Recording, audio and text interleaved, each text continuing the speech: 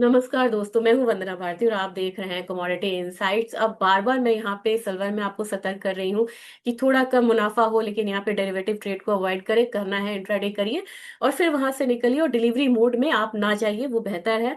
अब यहाँ पे डेटा यही कह रहा है। कल कितना ट्रेड हुआ, कोई अनुमान आप लगा सकते हैं सिल्वर में?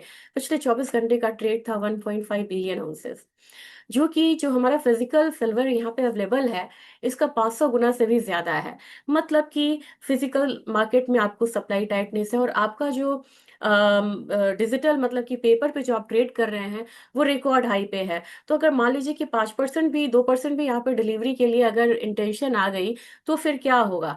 तो उसकी वजह से मैं कहती हूँ कि डिलीवरी आप मतलब कि डेरिवेटिव ट्रेड को थोड़ा सा अवॉइड करिए, क्योंकि एक दिन में, कल के दिन भी 5,000 पॉइंट की मूवमेंट आई थी सिल्वर में। ऐसे में आपको एटीएफ और जो फिजिकल है वो सबसे सेफर साइड आपको रहता है।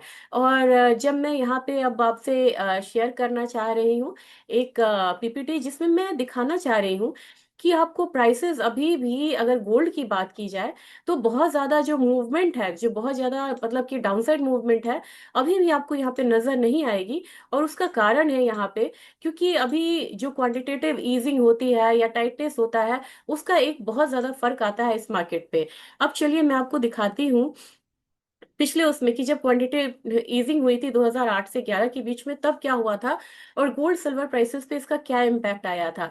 जैसे ही आप ये डेटा देखेंगे तो आपको समझ में आएगा क्या हुआ था। क्वांटिटेटिव ईजिंग 1 से लेके 3 तक आया था और उस समय बहुत बुरी हालत थी, मतलब ग्लोबल इकोनॉमी की। और जीरो इंटरेस्ट रेट पॉलिसी थी, जिसे हम जर्ब भी यहाँ पे कहते हैं। और प्राइसेस, इंटरेस्ट रेट को जीरो रखा गया था। तो इस 3 साल में क्या हुआ होगा? इस 3 साल में गोल्ड बढ़ा 170%, सिल्वर बढ़ा 440%। इतने टाइम्स मतलब कि गोल्ड को इसने आउट परफॉर्म करा। फिर कब आया? फिर कोविड वाला समय आया, 2019-20 वाला। ये तो एक डाउनसाइड भी था और फिर से कोविड का आना था। तो क्वांटिटेटिव टाइटनेस, मतलब जिसमें मतलब कि स्टिमुलस देना हम बंद करते हैं या फिर हम इंटरेस्ट रेट को बढ़ाना शुरू कर देते हैं, उसको पॉज किया गया। बाद में रेट कट किया गया, फिर क्वांटिटेटिव ईजिंग भी किया गया, 3 चीजें की गई। उस समय क्या इम्पैक्ट आया? गोल्ड प्राइसेस में कितना फर्क आया? 18 महीने में 85% बढ़ा। 3 साल में 170%, 18 महीने में 85%। सिल्वर कितना बढ़ा? 147%। देखिएगा सिल्वर बार बार यहाँ पे आउट परफॉर्म करता है ऐसे समय में जब लिक्विडिटी को इंजेक्ट किया जाता है। करंट साइकिल 2024-25, यहाँ पे क्या हुआ? रेट कट साइकिल था। फिर फॉर्मल क्यूटी लाया गया, टर्मिनेशन। अब यहाँ पे क्यूटी क्या है? क्वांटिटेटिव टाइटनेस जो होती है, यानी कि इंटरेस्ट रेट को अब कम किया जा रहा है, दबाव है इंटरेस्ट रेट को कम करने का।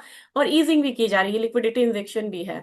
अब आपको क्या हुआ इस बीच में? आपको देखेंगे 62% से ज्यादा आपको यहाँ पे रिटर्न आ चुका है गोल्ड में, जबकि सिल्वर 95% बढ़ चुकी है। लेकिन इसके हिसाब से अगर आप देखेंगे, अभी भी यहाँ पे जो साइकिल है वो अंडर परफॉर्म कर रही है और अभी भी प्राइसेस जो है वो ऊपर की तरफ ही इंडिकेशन कर रहे हैं, क्योंकि अब यहाँ पे आपको $13.5 बिलियन का एक लिक्विडिटी यहाँ पे दिया गया है। क्वांटिटेटिव ईजिंग जो टाइटनेस था उसको यहाँ पे खत्म किया गया है। अगर आप देखेंगे 10 ईयर्स का जो यील्ड है वो ऑलरेडी आपको मतलब कि आप कह सकते हैं कि डिक्लाइनिंग रियल कॉस्ट है यहाँ पे।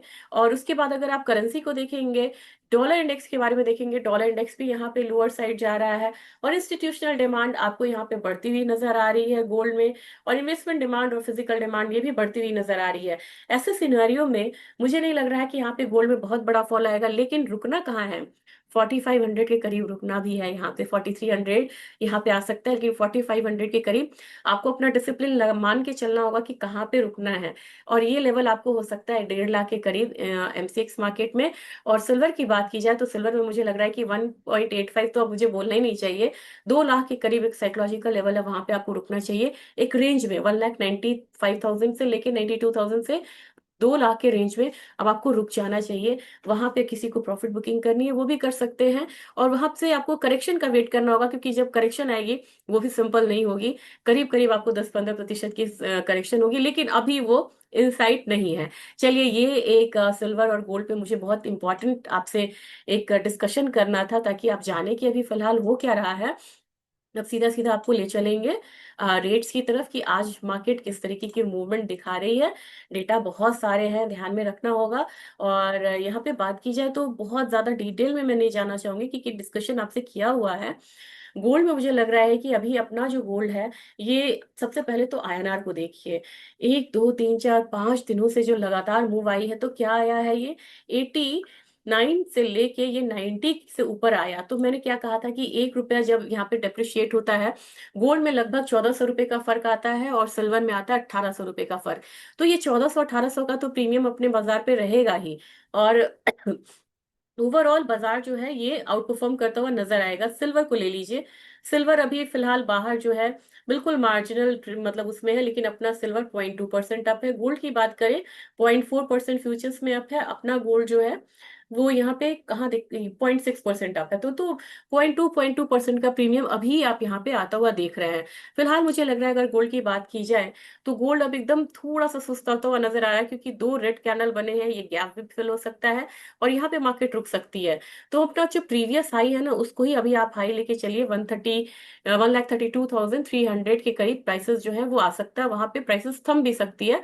जबकि सिल्वर की बात की जाए, सिल्वर अब अपसाइड से आपको एक करेक्शन आता हुआ दिखा रहा है, अनचार्टेड टेरिटरी है। तो मुझे लग रहा है कि 1,85,000 इसका फिलहाल एक साइकोलॉजिकल रेजिस्टेंस मिल बनता हुआ नजर आ सकता है। और सबसे बड़ी बात है कि करेक्शन आएगा तो कहां तक, तो मैक्सिमम 177 तक, 1.77 लाख तक आ सकता है। ऑयल की बात की जाए, ऑयल यहाँ पे अब 9 डेज का जो मूविंग एवरेज है वहां से जंप लेता हुआ दिख रहा है। $60 अगेन यहाँ पे जाने की कोशिश करेगी ये कमोडिटी। तो हमारा बाजार 5400 तक ही यहाँ पे जाएगा। अब आपको मुझे नेचुरल गैस में कुछ दिखाना है, नेचुरल गैस में बहुत जरूरी है। अब ये भी लेवल मुझे टूटता हुआ नजर आ रहा है। आप कहेंगे क्यों टूट रहा है, क्या रीजन है? सबसे पहली बात है कि कुछ जो असर आया है वो आपको देखना होगा। अब आपको यूएस से डेटा अभी भी पूरा नहीं आ रहा है। Certain section of dashboard are currently unavailable, we will provide an update when we have information. ये क्या है? ईआईए का डेटा है और ये सरकारी डेटा है यूएस का। अब इसमें आप देख सकते हैं कि उन्होंने बताया कि टेम्परेचर मतलब किस तरीके से है, उन्होंने बताया न्यूक्लियर आउटेज क्या है, उन्होंने ये बताया कि गैस की इन्वेंट्री जो है वो यहाँ पे कम होती हुई नजर आ रही है। और नेचुरल गैस का फॉरवर्ड कर्व कैसा है, तो ये अपसाइड दिख रहा है कब तक? जनवरी तक। अब आप चलिए नेट गैस वेदर में, क्यों मैंने यहाँ पे अपसाइड बोला था। अब यहाँ पे नेचुरल गैस की डिमांड क्या है? हायर साइड है। पहले ये लो रहता था, वेरी लो रहता था, बहुत होता था, मॉडरेट जाता था। जैसे जैसे विंटर अप्रोचिंग है ये हाई की तरफ जा रहा है, तो हाई की तरफ जाएगा। और यहाँ पे इन्वेंट्री इसकी कम होती हुई नजर आ रही है। ये पैटर्न ही है कि आपको दिसंबर से लेके फरवरी तक इन्वेंट्री कम होती है, तो ये प्राइसेस को यहाँ पे हायर साइड रखेगा। इस हिसाब से नेचुरल गैस $5.5 और अपना बाजार जो है वो आपको 475 तक इनफैक्ट आने की कोशिश कर सकता है यहाँ पे। और जिंक की बात की जाए, जिंक में ज्यादा कुछ नहीं है, 311 का फिर सपोर्ट यहाँ पे रेजिस्टेंस को तोड़ता हुआ नजर आ सकता है। और अभी भी यहाँ पे एक बन रहा है कि ओवरबॉट जोन में ही सही, लेकिन आरएसआई यहाँ पे हायर साइड मुझे लग रहा है। और कॉपर में एक जो आपको अपसाइड है कंटिन्यू रहना चाहिए, कहाँ तक? 1070 तक। रही बात स्पाइसेस काउंटर की, तो स्पाइसेस काउंटर में अब 15,000 की तरफ टर्मरिक यहाँ पे जाता हुआ दिख सकता है। जबकि जीरा की बात की जाए, जो मेजर बाइंग यहाँ पे आएगी 21,800 के करीब, उसका वेट करना चाहिए। और धनिया में मुझे लग रहा है कि प्राइसेस अब यहाँ पे कंसोलिडेट होता हुआ नजर आ रहा है। और कंसोलिडेट होते हुए भी लेकिन प्राइसेस एक बार 11,000 की तरफ जाएगा। जबकि कार्डमम में मुझे लग रहा है कि यहाँ पे एक स्ट्रेंथ गैदर कर रहा है और 2900 तक प्राइसेस ऊपर की तरफ जाता हुआ दिख सकता है। ग्वारगम की बात की जाए, ग्वारगम भी अब यहाँ पे 9200 क्या रुक यहाँ पे करता हुआ नजर आएगा। एक अच्छा खासा इसने अपसाइड लिया है, और अच्छी बात क्या है कि अच्छे वॉल्यूम के साथ, ये बहुत इंपॉर्टेंट होता है। और आरएसआई हायर जोन में जा सकता है। जबकि ग्वारसीड की बात की जाए, अभी तो ये तो कॉन्ट्रैक्ट चेंज है, ये आपको पता होगा, लेकिन 5,000 जाने की कोशिश करती हुई कमोडिटी नजर आएगी। कॉटन ऑयल सीड केक में अभी यहाँ पे क्वेरी भी आई थी, यहाँ पे डाउनसाइड का था कि डाउनसाइड कितना आ सकता है। मुझे नहीं लग रहा है कि इस लेवल को ब्रीच करेगा, ये है 2830 वाला लेवल।